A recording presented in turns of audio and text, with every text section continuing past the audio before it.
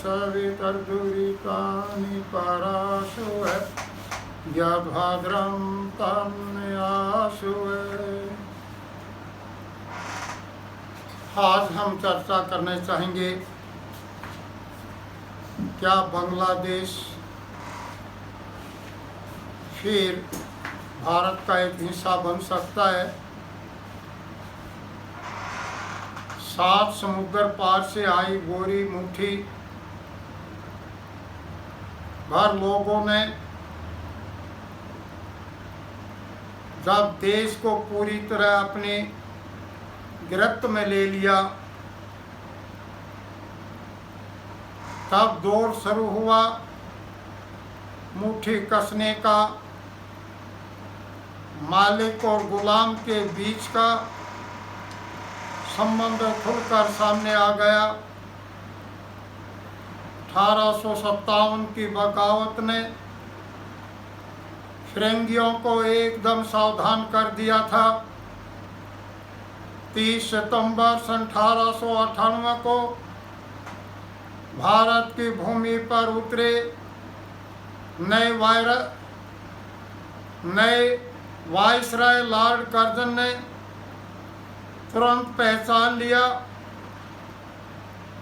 उमड़ती राष्ट्रीयता को। उसने यह भी पहचान कर ली कि इस असंतोष को खाद्य पानी बंगाल से मिल रहा है। स्वतंत्रता को भारतीय चेतना मानो बंगाल में घनीभूत हो उठी थी। लॉर्ड कर्जन इसे खत्म करना चाहता था, इसलिए उसने 1905 में बंगाल के टुकड़े कर डाले। लेकिन बंगाल का विभाजन राष्ट्र मन के बहुत सारे तंतुओं को जोड़ गया। स्वदेशी व बहिष्कार का आंदोलन सारे देश में फैल गया। इसी सदी के शुरू के 15 वर्षों की अल्पावधि में एक के बाद एक अनेक ऐसी घटनाएं हुई जिन्होंने स्वतंत्रता आंदोलन और राष्ट्र के भविष्य का बहुत गहरा प्रभाव डाला। विलायती चीज़ों का बहिष्कार, स्वदेशी वस्तुओं का प्रयोग और शिक्षा की प्रोत्साहन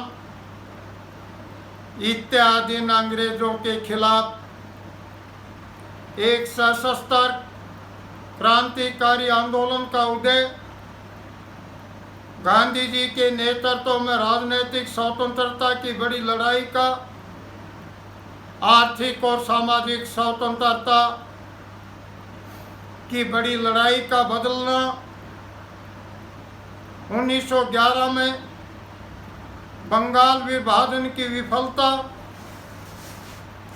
सत्ता के धीरे धीरे भारतीय हाथों में आने की प्रक्रिया की शुरुआत, राजनीति में सांप्रदायिकता का प्रवेश, देश की राजधानी का कलकत्ता से दिल्ली तबादला,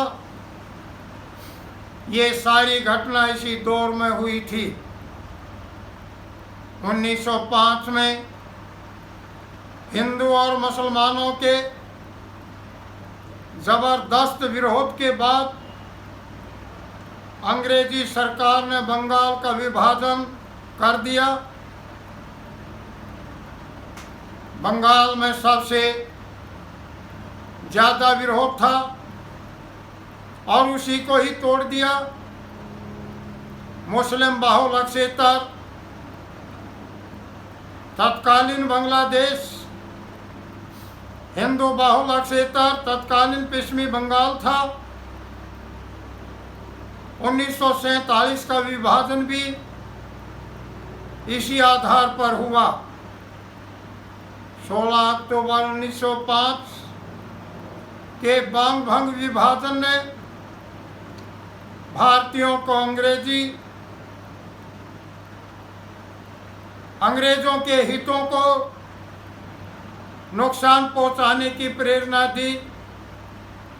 इससे पहले भारतीय केवल स्वतंत्रता चाहते थे। ब्रिटिश माल के बहिष्कार से ब्रिटिश जनता को आर्थिक नुकसान उठाना पड़ा और वहाँ भारत के संदर्भ में ब्रिटिश नीतियों का पुनर्विचार करना पड़ा। इससे स्वदेशी की भावना बनी, जो कि भारतीय उद्योग ब्रिटिश उद्योगों को प्रतियोगिता देने की स्थिति में कदापि नहीं था। अंग्रेजी सरकार ने बहिष्कार और स्वदेशी को जो दमन था उसकी नीति से कुचल दिया।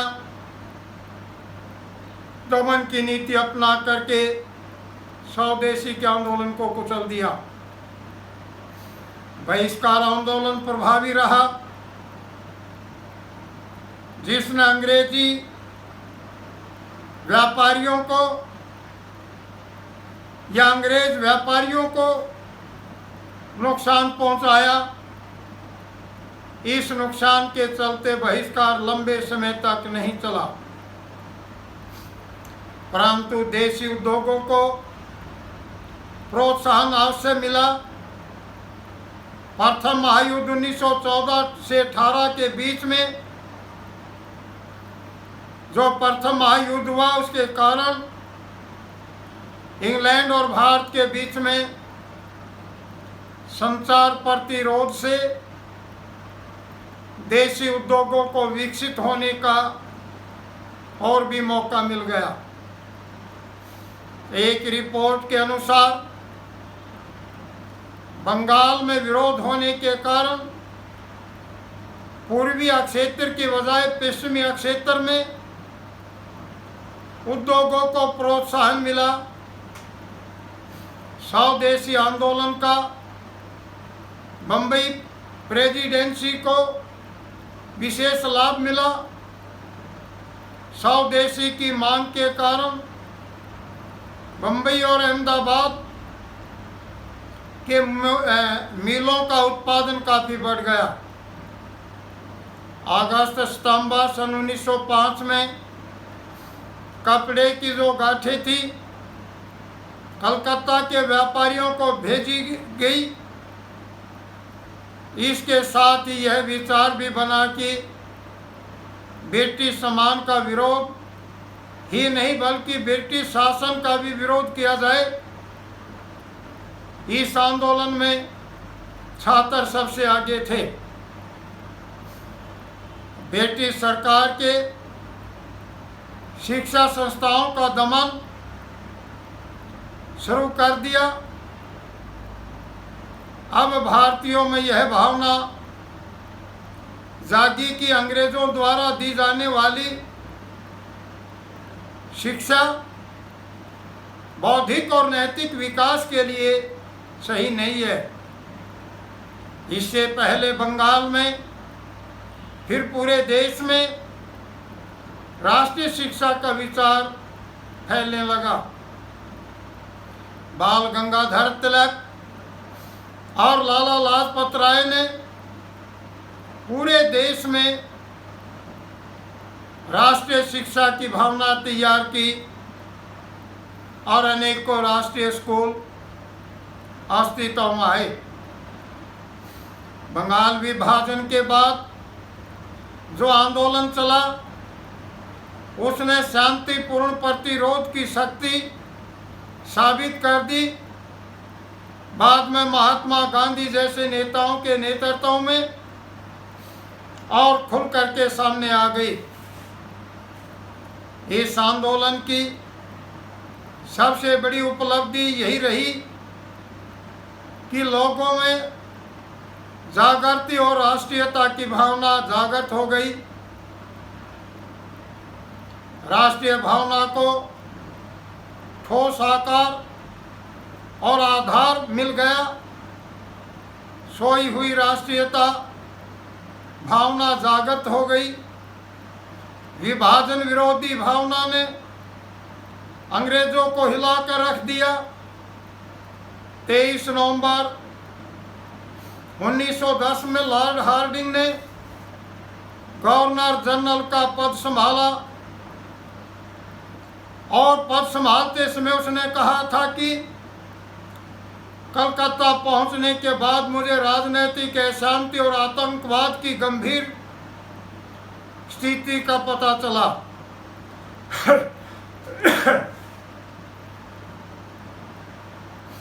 बड़ी तादाद में मुकदमे lieutenant governor sir Edward baker ने दूर अंदेशी के अभाव में चलाए गए थे। सरकार की खूब आलोचना हुई थी। भारत के नए सचिव लॉर्ड क्रीव ने जनवरी 1911 में लॉर्ड हार्डिंग को बंगाल विभाजन में संशोधन की वांछनीयता के बारे में लिखा था, परंतु कलकत्ता के अधिकारी किसी भी किस्म के पुनर्विचार के खिलाफ थे। इसलिए लॉर्ड हार्डिंग ने कोई कदम नहीं उठाया। लेकिन कुछ समय के बाद विचार बदलता गया और स्पष्ट हो गया, यदि बंगाल में शांति चाहते हैं, यदि बंगाल के अंदर आप शांति चाहते हो तो विभाजन के शब्द को हटाना पड़ेगा। सभी बंगाली एक तर्कहीन और अन्यायपूर्ण कदम समझ रहे हैं। हार्डिंग के प्रस्ताव, जिसे लंदन में ब्रिटिश सरकार ने मंजूर किया और दिसंबर 1911 में किंग जॉर्ज पंचम ने दिल्ली दरबार में इसकी घोषणा की। जो मुद्दे इस प्रकार थे: भारत की राजधानी का कलकत्ता से दिल्ली बदलना, संयुक्त बंगाल की एक प्रेसिडेंसी के रूप में रचना और इंग्लैंड से गवर्नर, तीसरी थी बिहार और उड़ीसा से लेफ्टिनेंट गवर्नरशिप की व्यवस्था के साथ और राजधानी पटना के साथ रचना। चौथा, आसाम में चीफ कमिश्नरशिप की व्यवस्था की वापसी। इस प्रकार बंगाल के पुनर्गठन का मतलब था बिहार और उड़ीसा का उससे विभाजन। इसमें महत्वपूर्ण तथ्य यह था कि कई बंगाली बाहुल इलाके बंगाल से अलग कर दिए। 1905 से 1911 के दौर में अंग्रेजों ने सांप्रदायिकता का जहर घोला था। बंगाल विभाजन के पीछे लॉर्ड कर्जन का उद्देश्य था कि बंगालियों का राजनीतिक प्रभाव कम करना और हिंदू व मुस्लिम बंगालियों के बीच दरार पैदा करना भी था। लॉर्ड कर्जन ने ढाका के नवाब सलीमुल्लाह को बंगाल विभाजन का समर्थन और बहिष्कार का विरोध करने के लिए राजी कर लिया था। लॉर्ड कर्जन की प्रेरणा से नवाब सलीमुल्लाह के सक्रिय प्रयास से दिसंबर 1906 में मुस्लिम लीग का जन्म हुआ, जो 4 दशक बाद देश विभाजन का कारण बना। बहिष्कार और स्वदेशी आंदोलन को विफल करने के लिए अंग्रेज अधिकारियों ने हिंदू मुस्लिम दंगे भड़काने का रास्ता चुना। मुसलमानों को उकसाया गया कि आप हिंदुओं पर हमला करें और उनकी संपत्ति लूटें। पूर्वी बंगाल के गवर्नर सर वेफील्ड फुलर ने एक बार कहा था कि मेरी 2 पत्नियां हिंदू और मुस्लिम हैं, इनमें मुस्लिम पत्नी प्रिय है। मुसलमानों ने इसे गंभीरता से लिया और समझा कि अंग्रेज मुसलमानों द्वारा की जाने वाली ज्यादतियों को नज़रअंदाज कर देंगे। अंग्रेजों ने संपत्ति को धर्म के आधार पर बांटा था। वायसराय लॉर्ड मिंटो ने 1906 में मुसलमानों को वीरता देते समय कहा था कि मुसलमानों को समुदाय के रूप में प्रतिनिधित्व मिलना चाहिए और इनका आकलन संख्या के आधार पर नहीं बल्कि राजनीतिक आधार पर मिलना चाहिए। आगा खां के नेतृत्व में शिमला में आने वाली प्रतिनिधिमंडल को अधिकारियों ने कहा था कि तत्कालीन मुसलमानों की आबादी 6 करोड़ 2 लाख को अंग्रेजों का विरोध करने से रोका जा सकता है। बंगाल विभाजन का रद्द होना अंग्रेज अफसरशाही पर विजय माना गया। 1905 में बंगाल विभाजन से पूर्व बंगाल मुसलमान बाहुल्य प्रदेश बन गया था, वह पुनः संयुक्त बंगाल बन गया। 1909 में मुसलमानों के लिए अलग से मतदाता सूची बनाई गई। कलकत्ता सरकार ने ढाका के क्षेत्र की तरफ विकास के लिए ध्यान नहीं दिया। ढाका के नवाब को यह बात सही नहीं लगी। पूर्वी बंगाल की शिकायत सही थी, इससे हिंदू मुस्लिम दंगे भड़कने लगे। जैसे जैसे समय बीता हिंदू और मुसलमानों के बीच दरार बढ़ती चली गई। इसका परिणाम 1947 के बंगाल के दूसरे विभाजन के रूप में हुआ। यदि 1937 से 1947 के बीच कांग्रेस और दूसरी गैर मुस्लिम पार्टियों के कुछ गैर मुस्लिम नेताओं ने अविवेकपूर्ण ढंग से उनका इस दर्द को ने भड़काया होता तो शायद अंग्रेज इतना अधिक सांप्रदायिक जहर घोलने में सफल न होते। अंग्रेजी सरकार ने सांप्रदायिकता का बीज बोया।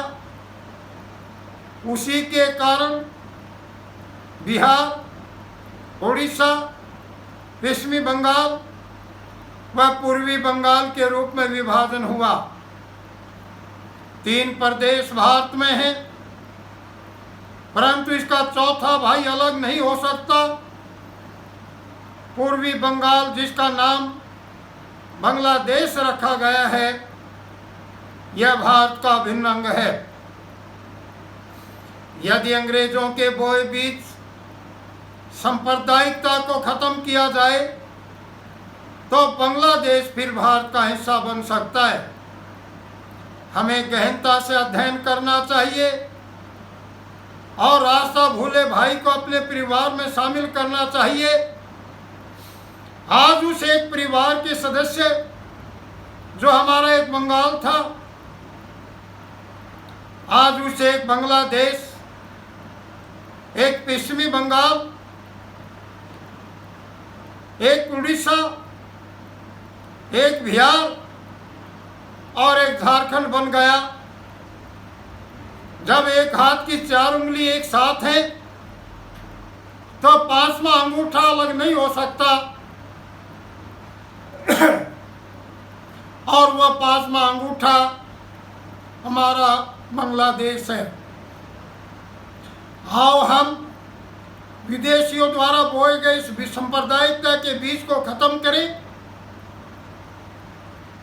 और ये भारतवर्ष आर्यवर्त इसको महान बनाएं और मेरी भारत माता के सौपन को पूरा करें। ओम सर्वे भवन्तु सुखिनः, सर्वे सन्तु निरामया, सर्वे भद्राणि पश्यन्तु मा कश्चित् दुःखभाग् भवेत्। ओम शांति शांति शांति।